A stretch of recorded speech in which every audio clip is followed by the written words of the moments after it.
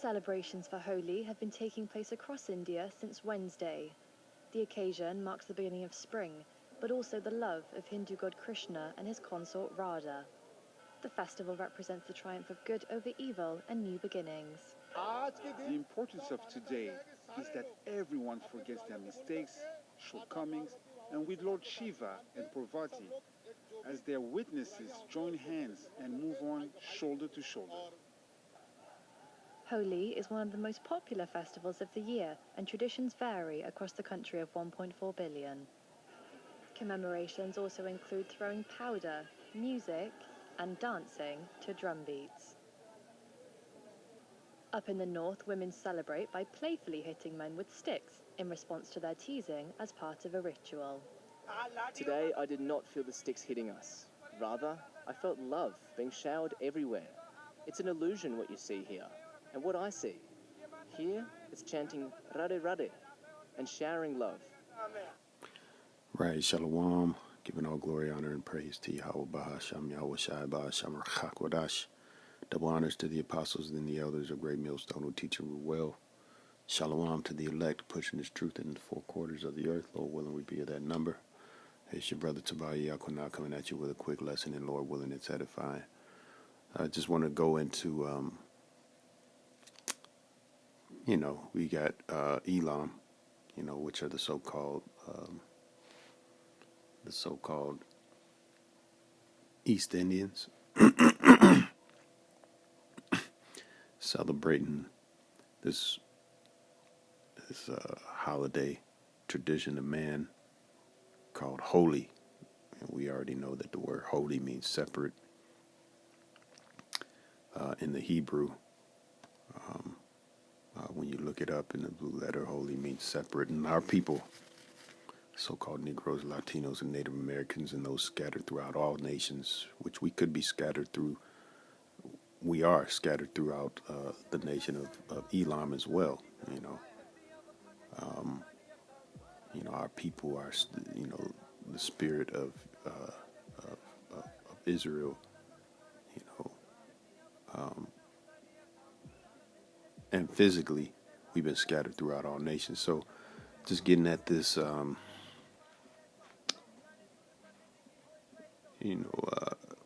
you looked at that clip, you could have very well have seen some Israelites celebrating that holiday, or that so-called holiday. And really what they're under is idol worship, man. They're worshiping idols.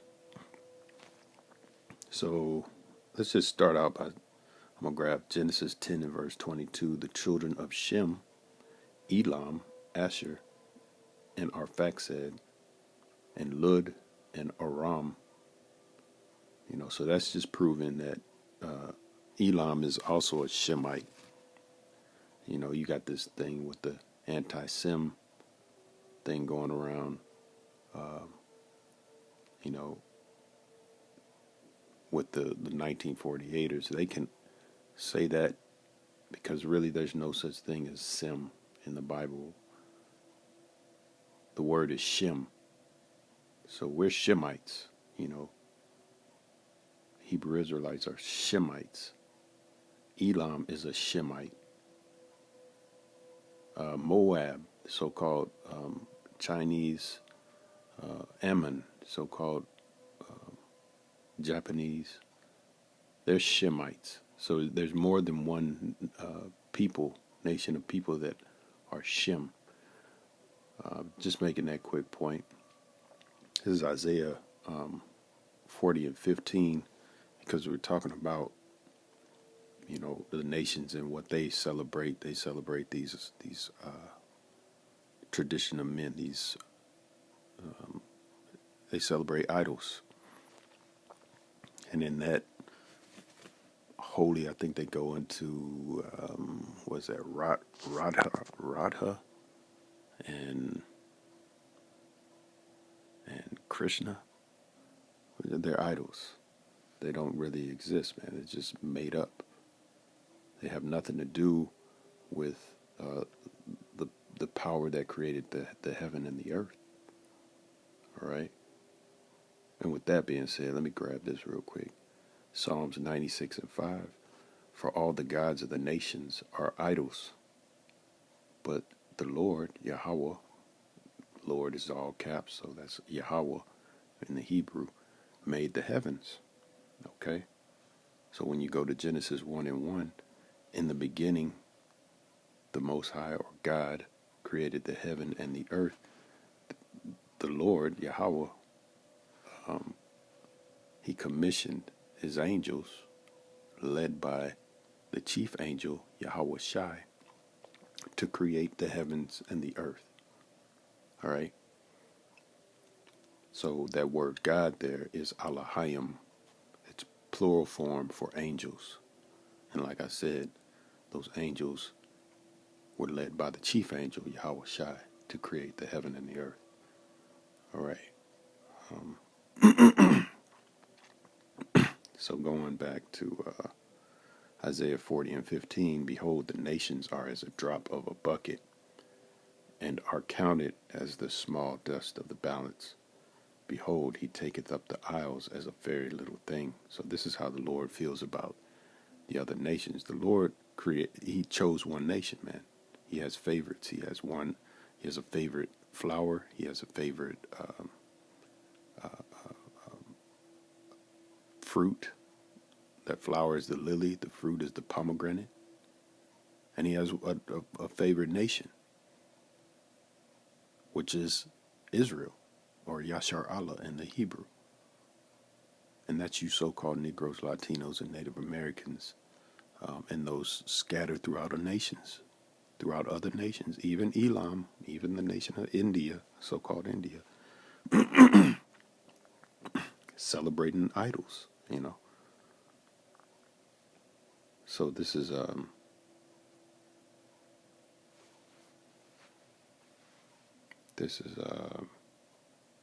and this is why the Lord is going to gather all his people from all the nations as well. They're going to be delivered, but the bulk of the deliverance is going to be here in America, Babylon the Great. All right. So let's go to Isaiah 44 and 8. Fear ye not, neither be afraid. Have not I told thee from that time, and have declared it? Yea, are even my witnesses? Is there a God beside me? Yea, there is no God, I know not any. They that make a graven image are all of them vanity, and their delectable things shall not profit. And they are their own witnesses. They see not nor know, that they may be ashamed. Who hath formed a god, or molten a graven image, that is profitable for nothing? Right. So these other nations, you got Easter that just came by. They formed a god in their own minds. They got people running after rabbits that lay eggs, and all of that goes back to pagan worship. Celebrating the vernal equinox, celebrating springtime. But it doesn't go back to the one that created the heaven and the earth, Yahweh, Ba'ashem Yahushua, the God of the Bible, the God of Israel, the God of Abraham, Isaac, and Jacob. All right, not Abraham, Isaac, and Esau. You Amalekites over there in the land of Israel, you're just that. You're heathen. And what does the scripture say about the heathen? Let's grab 2 Ezra 6 and 56. As for the other people, which also come of Adam, right? Everybody came from Adam. Thou hast said that they are nothing, but be like unto spittle, and hast likened the abundance of them unto a drop that falleth from a vessel. So the Lord looks at you other nations as a very, very small thing, man. Okay? Very, very small, man. And all you nations were confederate against the Lord's chosen seed anyway, the Lord's chosen nation anyway, Israel. Psalms 83 goes into that, how all the nations basically conspired together against the nation of Israel, man. All right. This is Isaiah 14:1. For the Lord Yahweh will have mercy on Jacob and will yet choose Israel and set them in their own land, right? In due time, we will be set, the elect will be set in our own land, which is that land over there in the Levant region, Israel. 144, call out.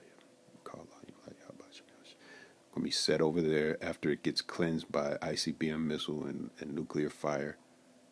And we're going to rule, all right? And we're going to rule the heathen, okay? You other nations, man.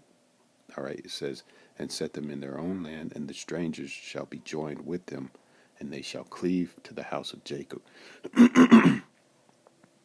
That stranger, if I'm not mistaken, that's talking about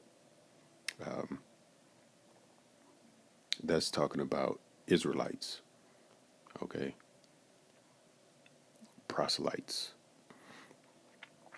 All right, there's Isaiah 14:2, and the people shall take them and bring them to their place, and the house of Israel shall possess them in the land of the Lord Yahweh for servants and handmaids, and they shall take them captives, whose captives they were, right? We're captives right now in Babylon the Great under this devil Esau Edom, okay? And we're going to take them captive. That's what this is saying, man. Hey, what's that? Revelation 13:9. He who leadeth into captivity shall go into captivity. He who killeth with the sword must be killed with the sword. Here's the patience of the saints, roughly paraphrasing. Okay.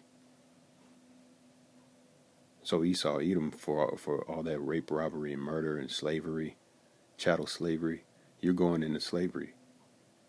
For 1,000 years, then you're going to be done away with, man. You're going to be 86th. But this is continuing on Isaiah 14:2.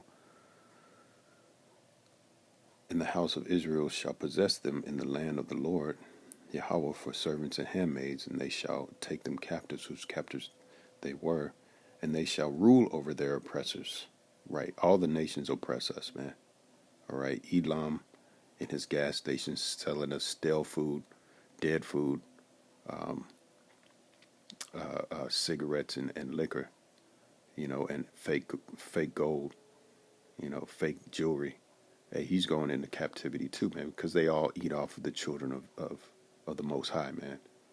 All right, they all eat off the Israelites. All right.